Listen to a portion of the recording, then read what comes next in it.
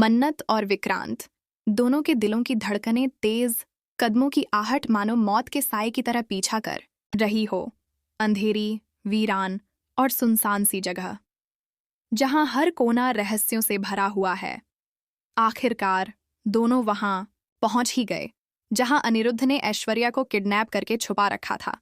जैसे ही उनकी नज़र उस पुराने जर्जर गोदाम जैसे स्थान पर पड़ी, दिल में एक अजीब सा डर और गुस्सा दोनों एक साथ उमड़ पड़े।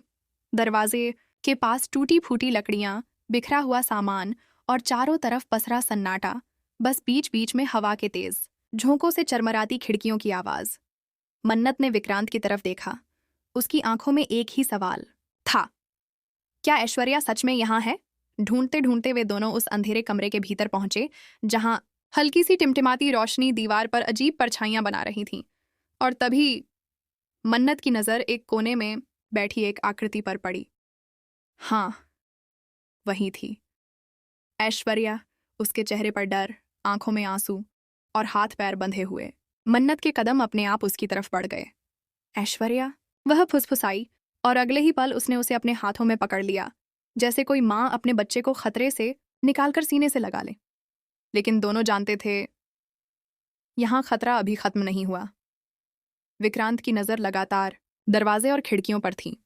उसने इशारे से मन्नत को चुप रहने को कहा और चारों ओर नजर दौड़ाई। उन्हें शक था कि अनिरुद्ध पास ही कहीं होगा, और शायद उन्हें देख भी रहा होगा।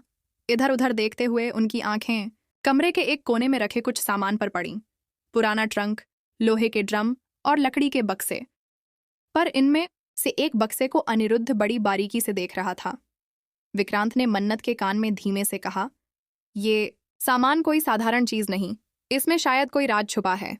और यहीं से शुरू हुआ असली खेल। मन्नत और विक्रांत दोनों को अब सिर्फ ऐश्वर्या को बचाना नहीं था, बल्कि यह भी पता लगाना था कि अनिरुद्ध असल में कहाँ छुपा है और वह इस सब के पीछे क्यों है। मन्नत के मन में सवालों का तूफान था। आखिर अनिरुद्ध ने ऐसा क्यों किया? क्या वह सिर्फ ऐश्वर्या से बदला लेना चाहता है, या इसके पीछे कोई और बड़ी वजह है? ऐश्वर्या की हालत देखकर मन्नत का दिल पसीज रहा था, लेकिन विक्रांत के अंदर गुस्से की आग भड़क रही थी।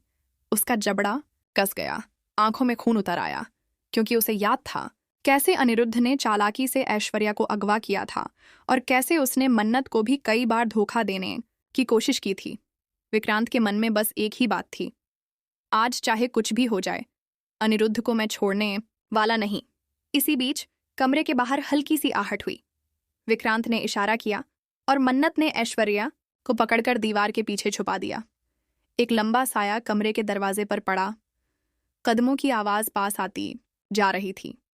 हवा का एक झोंका आया और दरवाजा हल्का सा खुला। मन्नत और विक्रांत ने अपनी सांसें रोक लीं। तभी दरवाजे के पीछे से अनिरुद्ध की परछाई दिखाई दी।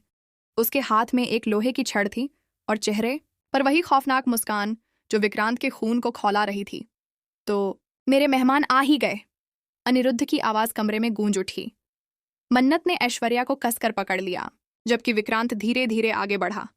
दोनों के बीच बस कुछ ही कदम का फासला था, लेकिन उन कदमों के बीच मौत और जिंदगी का खेल छुपा था। अनिरुद्ध ने एक और चाल चली। उसने पास पड़े ट्रंक को लात मारकर गिरा दिया।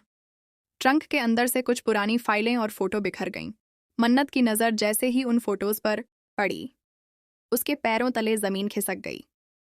उन तस्वीरों में कुछ ऐसे चेहरे थे जिन्हें मन्नत ने कभी अनिरुद्ध के साथ नहीं जोड़ा था, और उनमें से एक चेहरा ऐसा था जिसे देखकर वह चीख पड़ी, ये कैसे हो सकता है?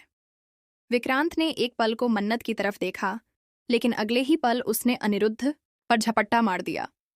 दोनों में जोरदार हाथापाई शुरू हो गई।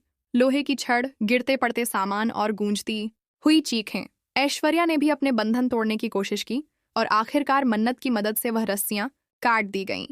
लेकिन अब सवाल था, क्या वे समय रहते यहां से निकल पाएंगे? कमरे के बाहर अचानक धमाके की आवाज आई। शायद अनिरुद्ध के आदमी आ चुके थे। विक्रांत ने मन्नत से चिल्लाकर कहा, ऐश्वर्या को लेकर भागो, मैं इन्हें रोकता हूं।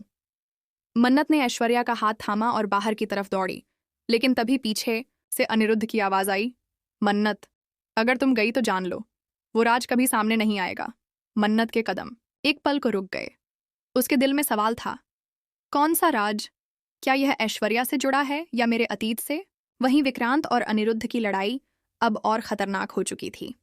हवा में धूल, गिरते बक्से और टूटते शीशे। लेकिन विक्रांत का गुस्सा रुकने का नाम नहीं ले रहा था। आखिरकार मन्नत ने फैसला कर लिया। वह इस राज को जाने बिना यहां से नहीं जाएगी और यह फैसला उसकी जिंदगी को हमेशा के लिए बदलने वाला था। क्योंकि आने वाले पलों में एक ऐसा सच सामने आने वाला था जो न सिर्फ मन्नत, विक्रांत और ऐश्वर्या की दुनिया को हिला देगा, बल्कि उस राज्य को भी उजागर कर देगा जिसकी वजह से यह खतरनाक खेल खेला जा रहा था। और जब ऐश्वर्या घर पहुंचेगी तो वहां सिर्फ तमाशा नहीं होगा, बल्कि एक ऐसा तूफान उठेगा जो पूरे परिवार को बिखेर